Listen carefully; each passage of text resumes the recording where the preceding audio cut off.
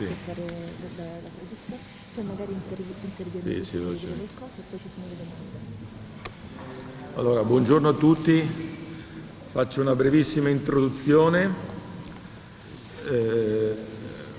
Questo incontro è un incontro chiaramente importante per definire la strategia europea e italiana e la collaborazione tra il governo italiano e la Commissione.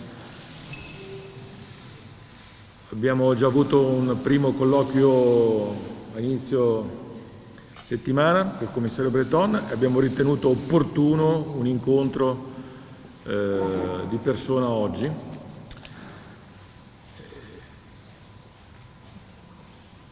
Credo che ci siano elementi in una situazione ovviamente di grande preoccupazione, di grande emergenza, però che ci delineano un futuro per quanto riguarda la risposta di offerta di vaccini e di produzione di vaccini su base italiana e europea che possa ispirare fiducia. Io però darei subito la parola al commissario Breton e poi naturalmente siamo disponibili per le vostre domande e le vostre curiosità. Grazie.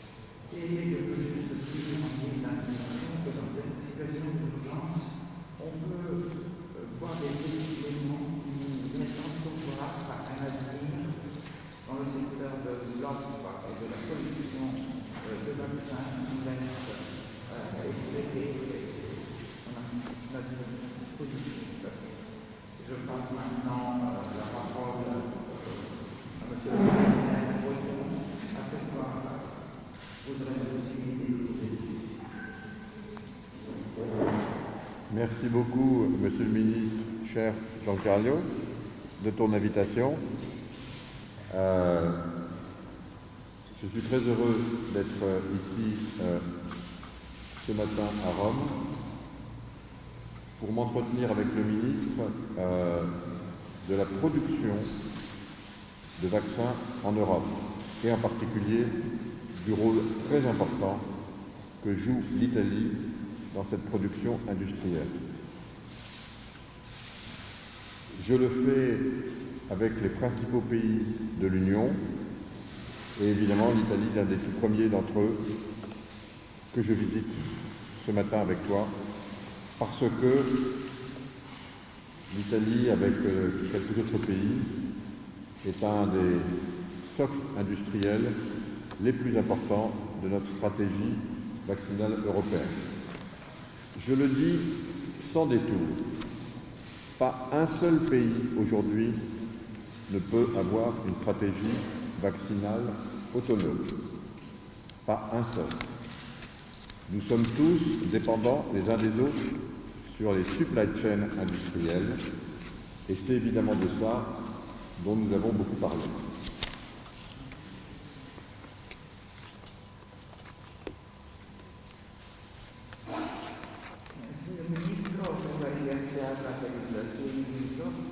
Sono molto felice di essere oggi qui a Roma per questo nostro incontro che verte sulla produzione dei vaccini in Europa e sul ruolo molto importante che l'Italia può svolgere in questo campo. Questi incontri ho tenuto con diversi paesi dell'Unione dell'Europa, quando l'Italia è stato uno dei primi paesi che ho voluto incontrare, perché l'Italia ha un ruolo estremamente importante a livello industriale in questo campo. A questo punto voglio dire una cosa in modo molto diretto senza giri di parole, e posso affermare che nessun paese nel campo della strategia vaccinale può definirsi autonomo. Tutti i nostri paesi sono interdipendenti tra di loro ed è di questo che abbiamo parlato in modo approfondito nel nostro incontro. Un petit point, si vous permettez, avant de passer aux questions, pour vous donner un panorama de la situation en Europe. Le sujet, ce ne sont plus les vaccins. Nous avons maintenant beaucoup de vaccins en Europe disponibles. C'est le vaccin BioNTech, c'est le vaccin AstraZeneca, c'est le vaccin Moderna, ça va bientôt être le vaccin J&J, puis bientôt également le vaccin CureVac. Et la plupart de ces vaccins ont été développés, inventés, mis en œuvre en Europe. Maintenant, le sujet, c'est de les fabriquer et de les fabriquer vite. Je suis moi-même un ancien chef d'entreprise avant d'avoir été commissaire et ministre, et je parle en connaissance de cause. Démarrer des lignes de production industrielle aussi rapidement, jamais ça n'a été réalisé dans le monde, et c'est le challenge qui est le nôtre.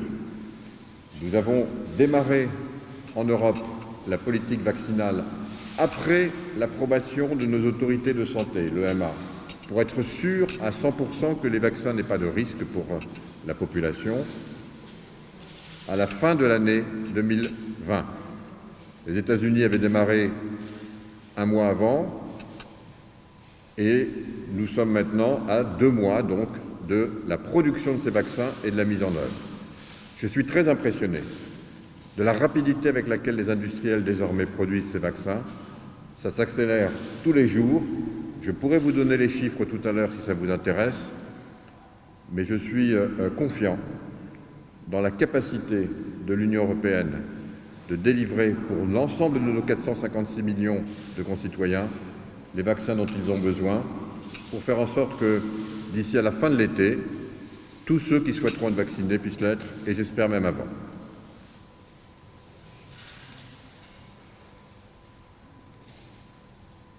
Vorrei prima di passare alla fase delle domande accennare a un punto relativo al panorama della situazione europea. Ormai l'argomento che ci deve interessare non è più quello dei vaccini. I vaccini ne abbiamo molti, sono a nostra disposizione il BioNTech, AstraZeneca, Moderna, presto Johnson & Johnson, eppure VAC.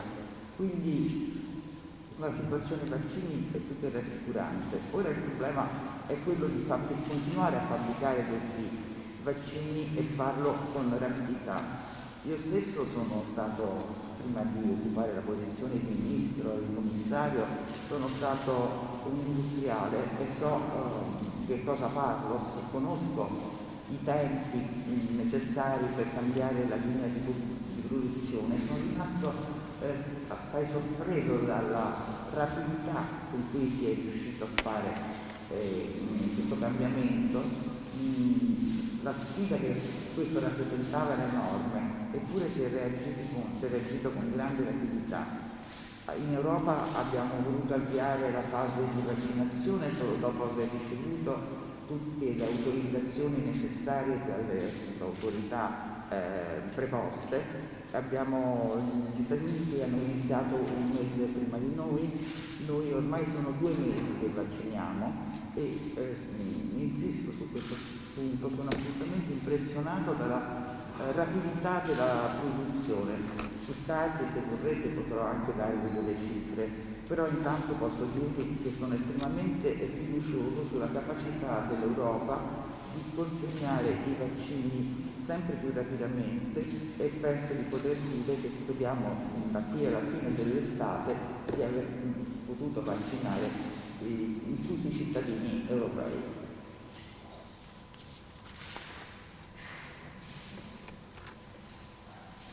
Ida Molaro, Mediaset.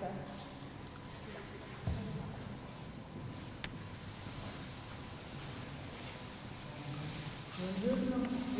spostare lo sguardo un pochino più in avanti. La pandemia ci ha insegnato che c'è un oggi da gestire l'emergenza, ma anche un domani da immaginare. Allora, se come purtroppo potrebbe accadere questo Covid dovesse diventare un virus che ritorna ciclicamente, quindi che ogni anno bisogna implementare una campagna vaccinale, è pensabile da oggi una strategia europea per la produzione dei vaccini, ma anche per la distribuzione. Faccio un esempio pratico. Se c'è una piena diffusione, l'Italia fa il vaccino, la Germania lo distribuisce, faccio un esempio ovviamente a caso, la Spagna pensa alla logistica, è possibile pensare di lavorare in Nord, una rete europea? Per chi è la domanda, scusami? Per chi volete benvenuto, perché sono interessato per dire quindi scegliete voi per quello che grazie. Je voudrais regarder un peu plus vers le futur et essayer d'envisager un avenir que nous ne connaissons pas encore. Mais imaginons que ce coronavirus et d'autres virus deviennent cycliques et qu'on soit donc obligé de recommencer tous les ans. Est-il envisageable d'avoir une stratégie européenne selon laquelle la production, la distribution pourrait être répartie entre les pays? Et je cite des exemples un peu au hasard. Disons, l'Italie pourrait être chargée de la production, l'Allemagne de la distribution, l'Espagne de la logistique. Une stratégie européenne de ce genre. Qu'en pensez-vous? Giancarlo, c'est pour moi. Oui, je pense. C'est une très bonne question, madame.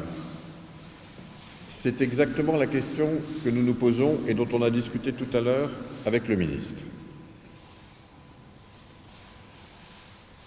Je vous le dis avec à la fois beaucoup d'humilité, mais aussi beaucoup de gravité.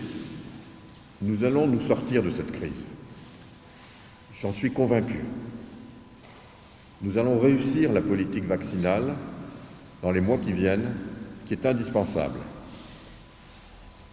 Mais vous avez raison, le type même de ce virus, coronavirus, et sa capacité à évoluer avec les mutations nous oblige à nous poser la question de l'avenir.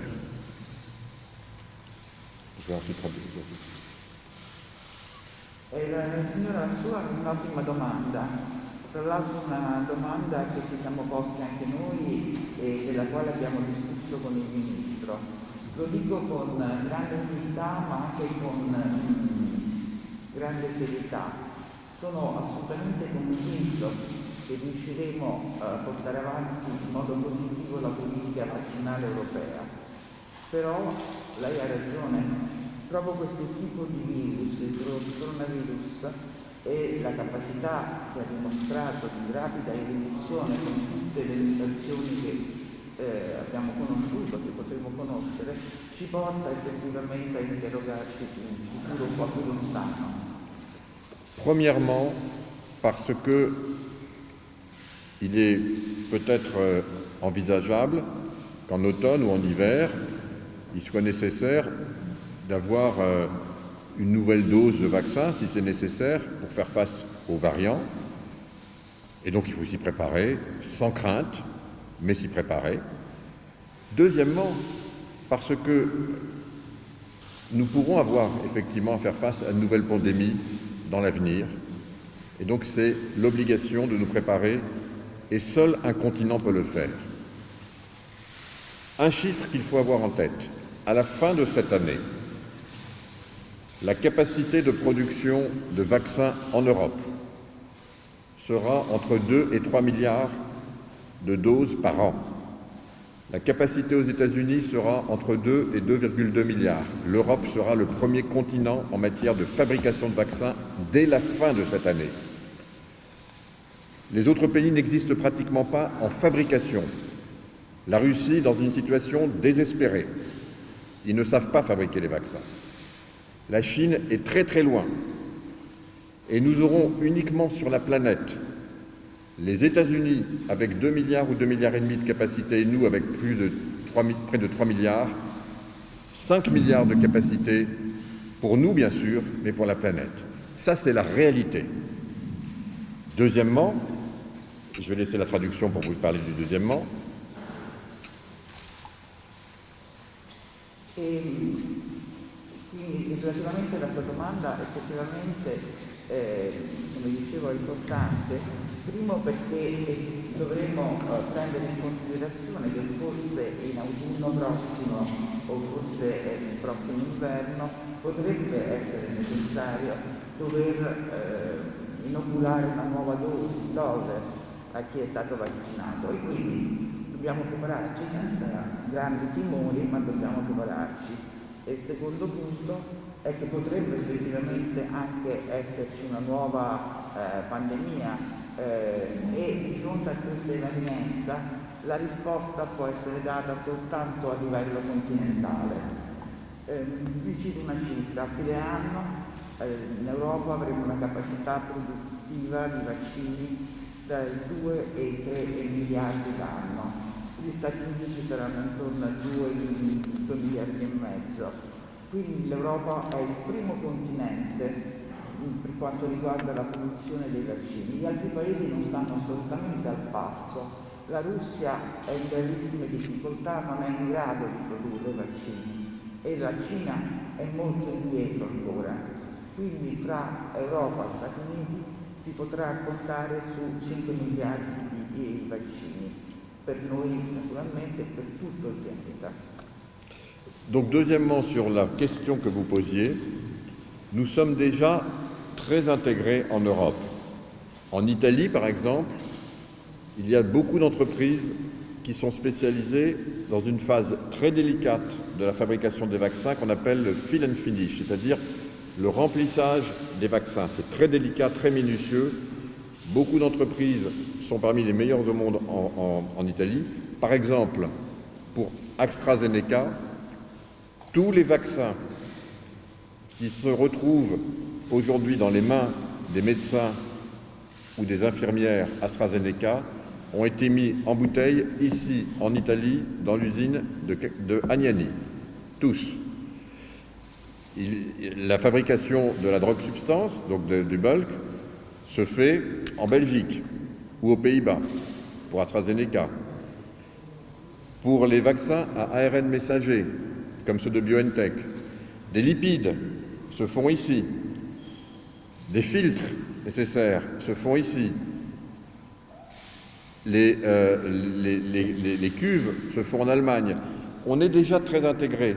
Et donc, je crois que le sujet n'est pas de dire quel pays fait quoi, c'est au contraire de bien définir, et c'est ce dont on a parlé avec le ministre, les usines qui vont faire partie de la politique industrielle européenne pour qu'on les maintienne, et il y en aura évidemment un certain nombre en Italie, il y en aura sans doute dans d'autres pays, bien sûr, qu'on les maintienne en permanence en situation de pouvoir intervenir dès que nécessaire, si jamais il y avait une pandémie, et l'Italie, évidemment, jouera un rôle important dans ce choix et dans cette position.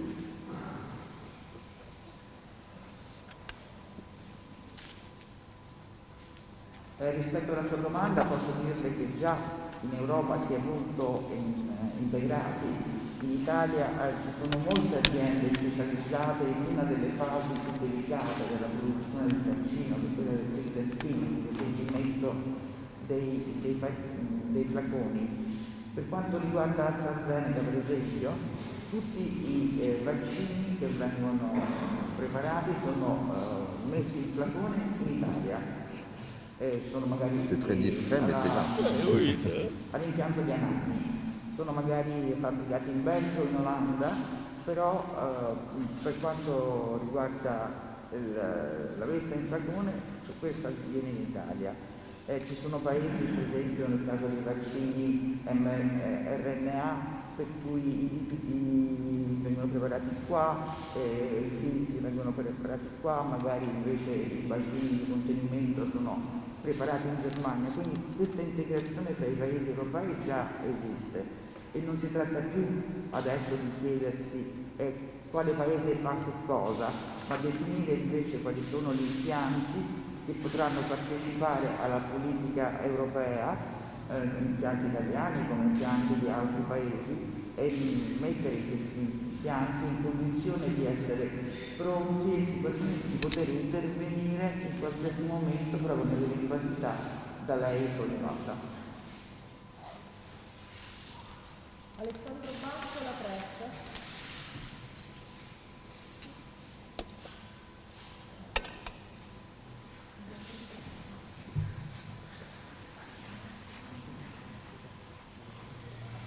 Buonasera a tutti. Io volevo fare due domande. La prima sui vaccini, se avevate parlato nello specifico delle aziende italiane che sono subito pronte a produrre.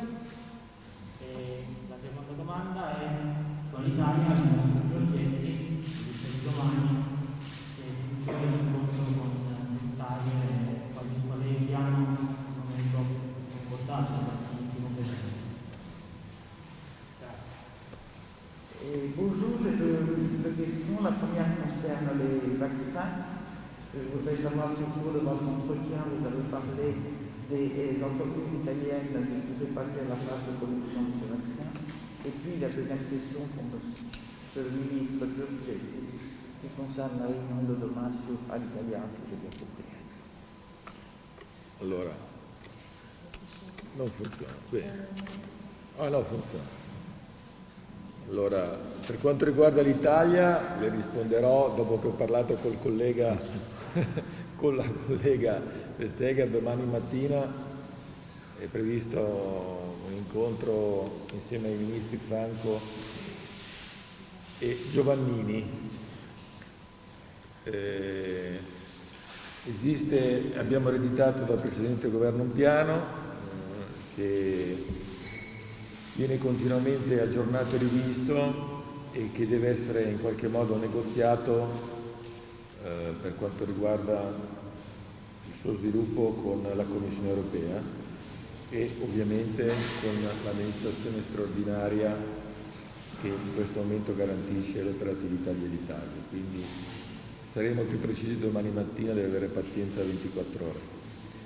Per quanto riguarda la prima questione, abbiamo discusso, sì, di quelle imprese che hanno manifestato disponibilità al Ministero e che sono state contattate con la collaborazione di Farmindustria e di Alfa. Ne abbiamo segnalato la disponibilità e anche le condizioni a cui questa possibilità di capacità produttiva può manifestarsi, e cioè evidentemente il trasferimento tecnologico che coloro che sono detentori dei brevetti devono garantire affinché il cosiddetto conto terzista possa effettivamente produrre i vaccini, sia nella fase richiamata da Thierry che fa riferimento all'infialamento, che è l'ultima fase, sia nella fase della produzione del VAC, quella del principio attivo, che è quella più delicata e su cui comunque l'industria italiana, di cui possiamo andare fieri, perché è non soltanto tra le prime in Europa ma le prime nel mondo, è in grado in qualche modo di assicurare il contributo. Quindi non vi faccio nomi perché non è giusto fare nomi pubblicamente, c'è anche un vincolo di riservatezza. Vi posso assicurare che l'industria farmaceutica italiana è pronta in tutte le fasi e per le potenzialità che vengono richieste a dare il suo contributo alla risposta europea in tema di vaccini.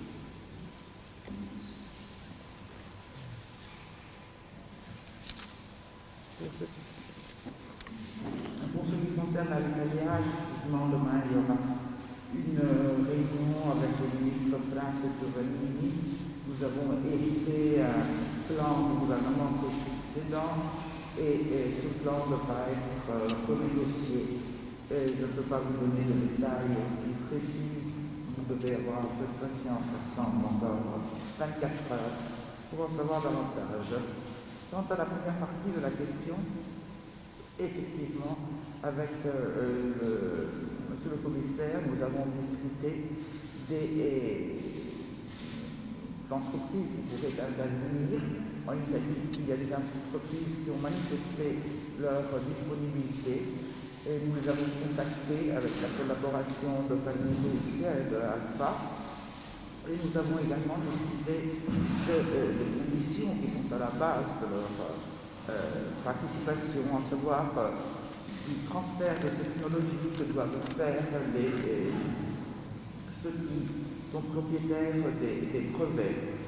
Et cela, nous avons parlé de la possibilité d'intervention des entreprises italiennes pour la phase de préparation des flacons, des fioles, mais également pour la phase de production du bulk, qui est une phase très délicate.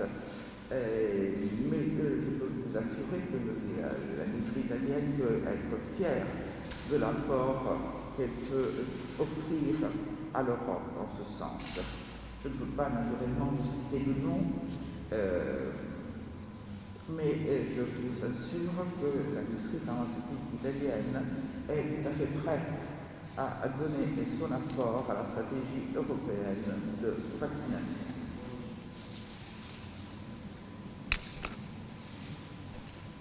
Carmine Forma della Sole 24 Ore.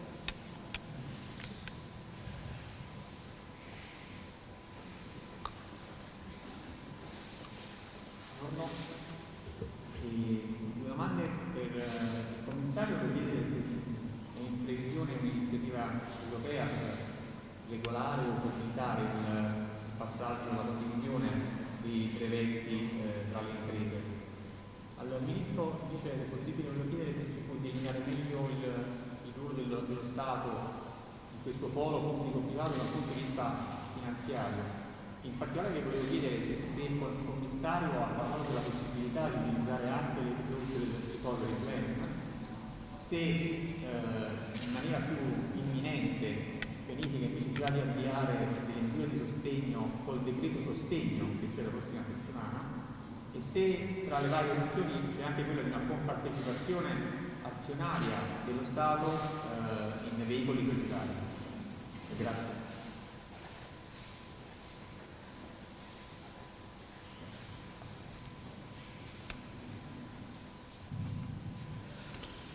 J'ai deux questions. La première pour Monsieur le Commissaire. Est-ce que vous avez, en Europe, vous avez prévu quelques initiatives, une stratégie pour essayer de faciliter ce partage des brevets, ce passage des brevets dont sont détenteurs des entreprises?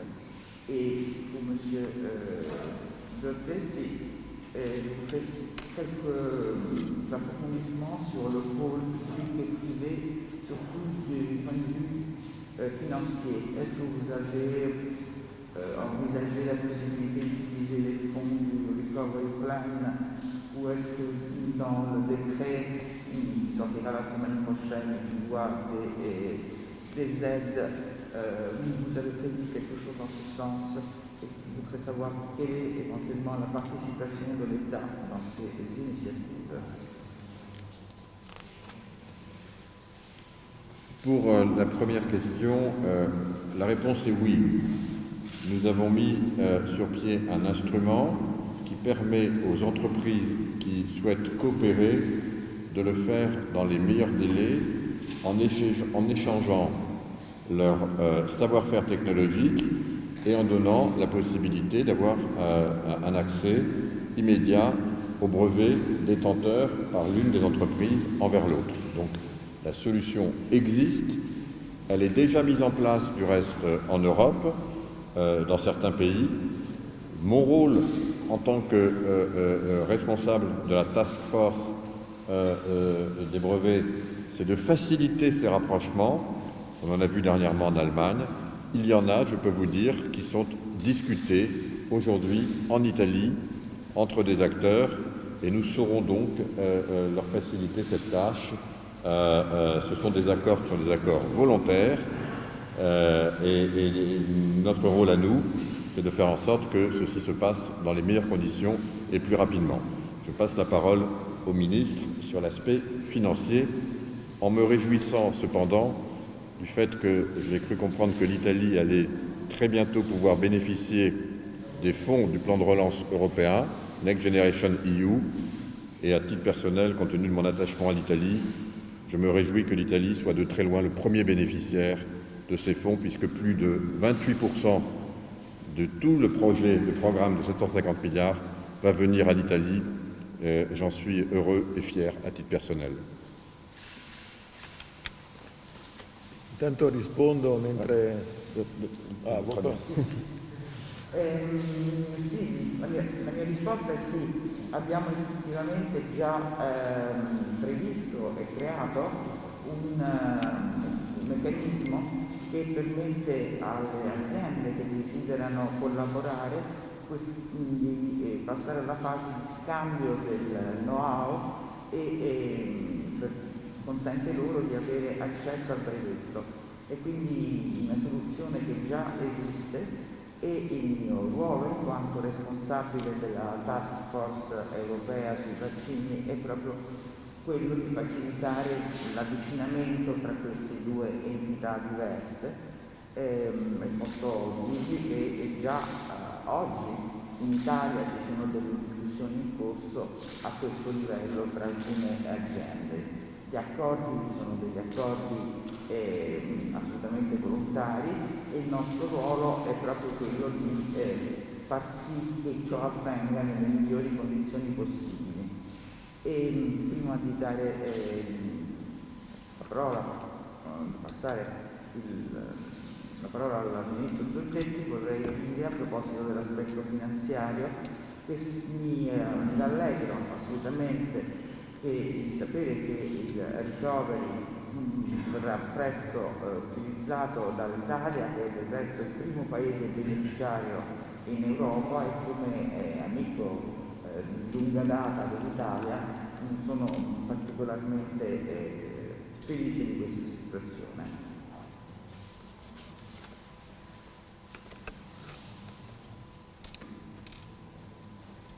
Allora, per quanto riguarda la domanda che mi è stata posta, abbiamo intenzione di aiutare la nascita di un polo nazionale non semplicemente legato, diciamo, ai vaccini, ma a tutto il mondo della biotech, un polo ovviamente su base partnership pubblica-privata, in cui il contributo economico-finanziario dello Stato nella fase iniziale è determinante, perché ci troviamo in un settore dell'industria farmaceutica a elevato rischio, diciamo così, di ritorno e soprattutto proiettato nel lungo termine. Quindi il contributo dello Stato è determinante, pure determinante la eventuale partecipazione dei maggiori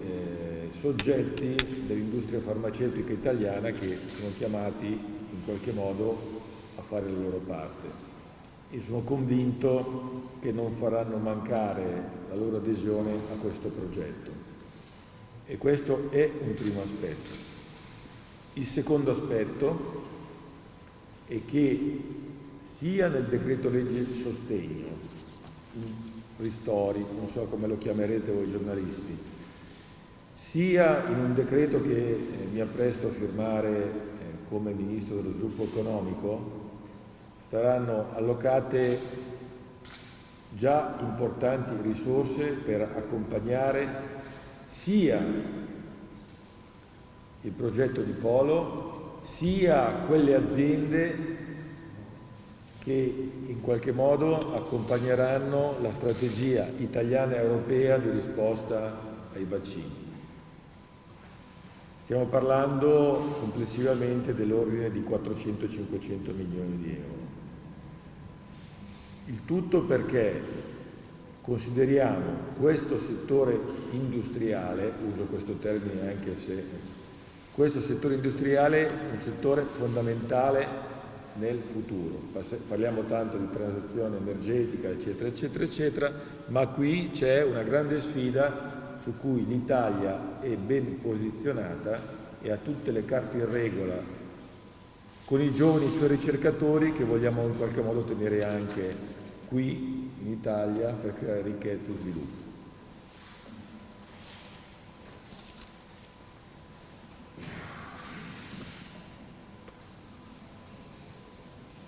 Nous avons effectivement l'intention de contribuer à la naissance d'un pôle national qui ne sera pas uniquement lié à la phase des vaccins. Ce pôle prévoit la participation du secteur public et du secteur privé et l'apport de l'État sera fondamental au cours de cette phase initiale. Cet apport sera capital pour permettre la participation des principaux sujets de l'industrie pharmaceutique italienne. Nous sommes en effet convaincus que ces sujets, que les protagonistes de l'industrie pharmaceutique italienne ne feront pas manquer leur adhésion à cette initiative. Et le deuxième aspect est lié aux mesures de soutien. Je peux vous dire que tant pour le décret qui prévoit ces mesures de soutien que pour celui que je signerai la semaine prochaine en tant que ministre du Développement économique, nous avons alloué des ressources extrêmement importantes pour ce projet de pôle et également pour les industries qui sont prêtes à accompagner la stratégie de notre pays dans ce secteur. Entre 400 et 500 millions d'euros seront destinés à cette phase et cela parce que nous pensons que ce secteur est absolument indispensable pour l'avenir de notre pays et nous pensons que l'Italie occupe déjà une position remarquable en la matière. Riccardo Cavaliere, Rai News. Salve, buongiorno. Allora, la mia domanda è quali sono le multinazionali che hanno accettato di partire con questo processo di transizione dei brevetti e che tipo di accordi concretamente ci saranno proprio a livello economico, che accordo sarà? Mentre invece al commissario volevo chiedere, il Premier italiano Draghi chiede più pressioni sulle imprese che ritardano nella consegna dei vaccini, addirittura ha proposto di bloccare le esportazioni per queste imprese. È possibile e se non è possibile questo cosa si può fare perché le imprese, le multinazionali si attengano ai contratti che hanno firmato?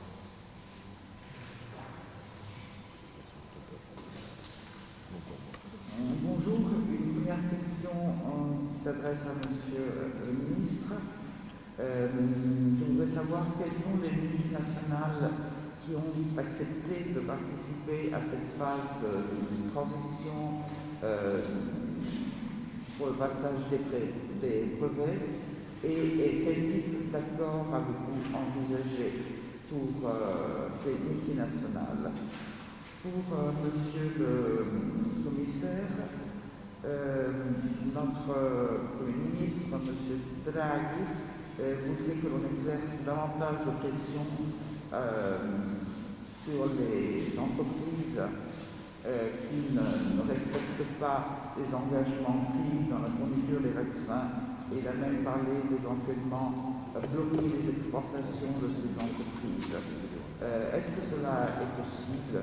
Et si cela n'était pas possible, que peut-on faire afin que les entreprises respectent les contrats qu'elles ont signés?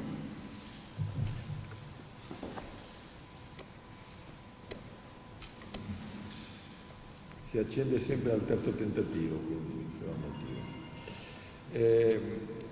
Per quanto riguarda i rapporti con le cosiddette multinazionali, cioè i detentori del brevetto, i rapporti sono tenuti e il negoziato è rimesso alla Commissione europea, quindi la risposta potrà dare l'amico Thierry a questo tipo di domanda.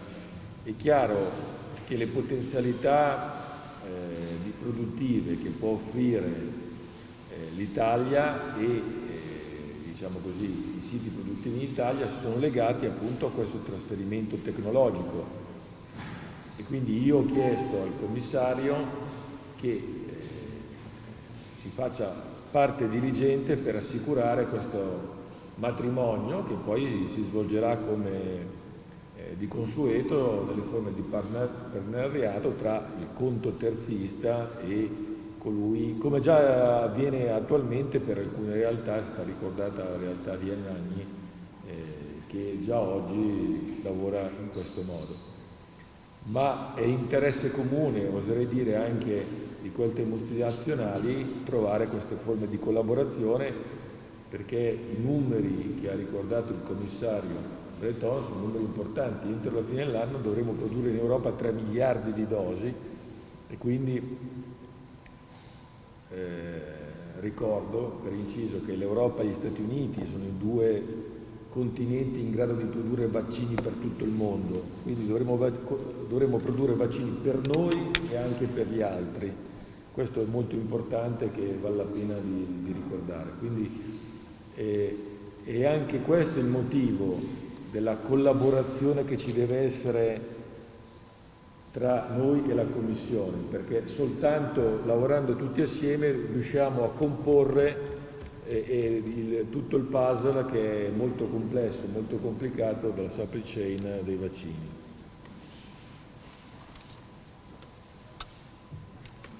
Pour ce qui concerne les rapports avec les multinationales, c'est la Commission européenne qui négocie ces aspects-là.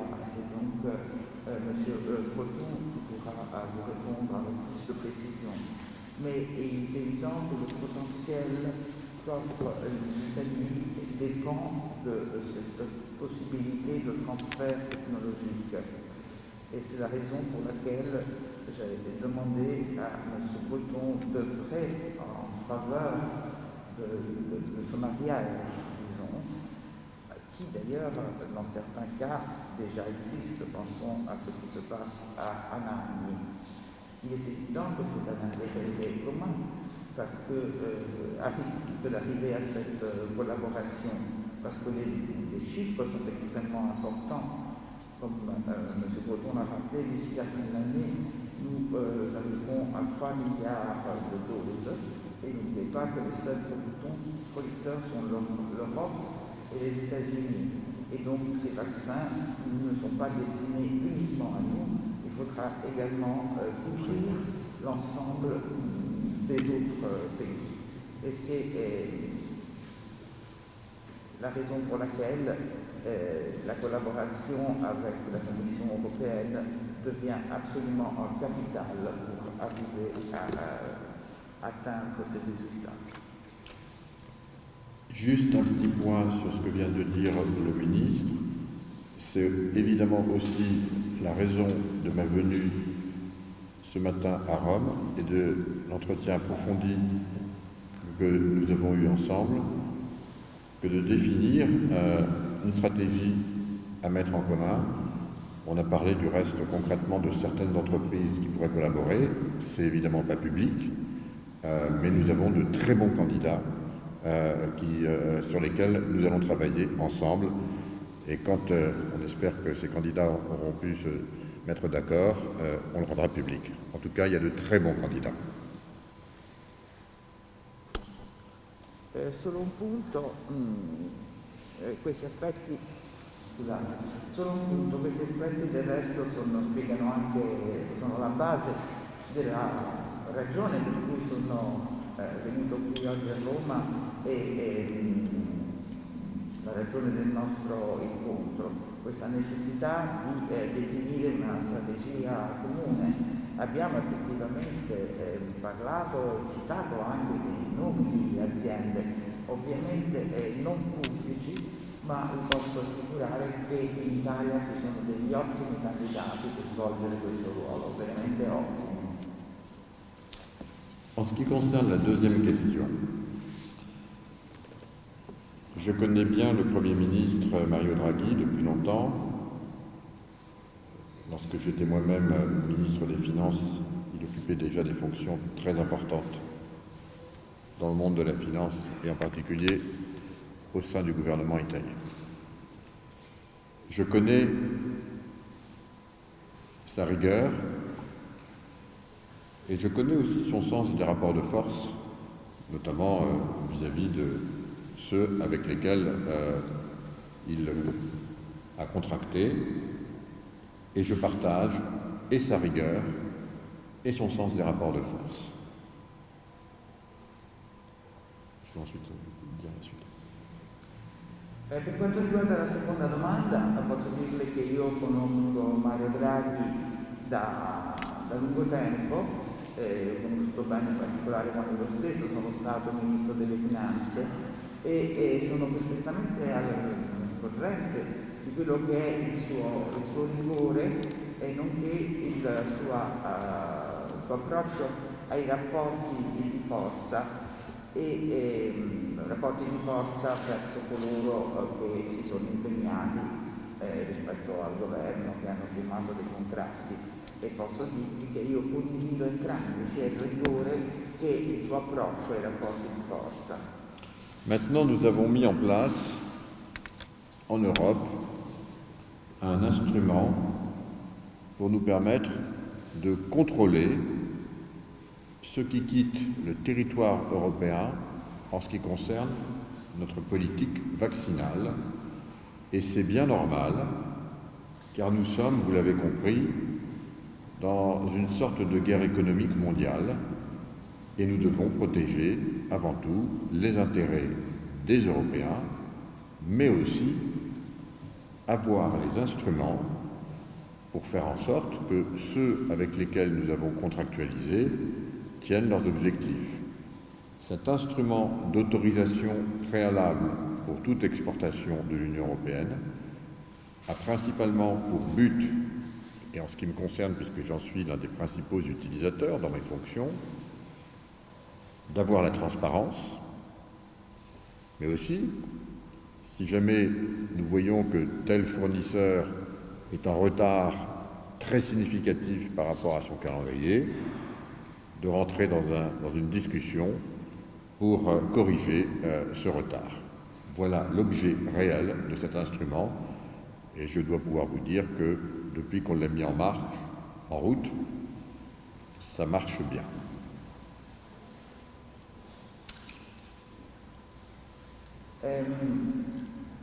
Per quanto riguarda il seguito della mia risposta, posso dire che in Europa abbiamo effettivamente ideato e attuato uno strumento che ci deve consentire di poter controllare tutto ciò che lascia il territorio europeo in questo campo. Ed è una cosa del tutto normale, perché in fondo quella che stiamo vivendo è quasi è analoga, può essere ravvicinata a una guerra economica mondiale, e dobbiamo assolutamente farlo per proteggere l'interesse europeo, ma anche dobbiamo poter avere a disposizione uno strumento che ci permetta di costringere o far sì che gli impegni presi vengano poi rispettati. Questo strumento, che è poi una specie di un'autorizzazione preventiva, si pone come scopo proprio quello della trasparenza e lo so bene in quanto ho contribuito a idearlo, e oltre alla trasparenza anche la possibilità di intervenire in situazioni difficili. Quando vediamo che un'azienda ha accumulato un grosso ritardo, possiamo aprire una discussione e vedere che cosa si può fare per correggere questa situazione. E posso assicurarvi che questo strumento, quando viene utilizzato, funziona assolutamente bene. L'ultima domanda, Riccardo Cardoso dell'agenzia Nova.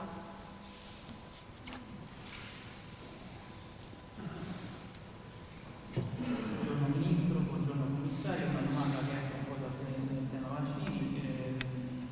Lo scorso mese si è parlato molto dell'interessamento della cinese alla possibile acquisizione dell'Iveco, che è un'azienda strategica proprio anche di politica. Il governo ha già preso in mano il dossier e si era parlato addirittura dell'utilizzo della Golden Power. Non so se lei può dare qualche indicazione, se già è stata avviata un'interlocuzione con la proprietà. Grazie mille. Une question qui ne concerne pas les vaccins. Le mois dernier, on a parlé de la possibilité qu'une société chinoise puisse acheter Iveco, qui est une entreprise absolument stratégique pour l'Italie. J'ai vu qu'on a mentionné également l'utilisation du Golden Power. Je voudrais savoir à quel point on en est sur ce dossier.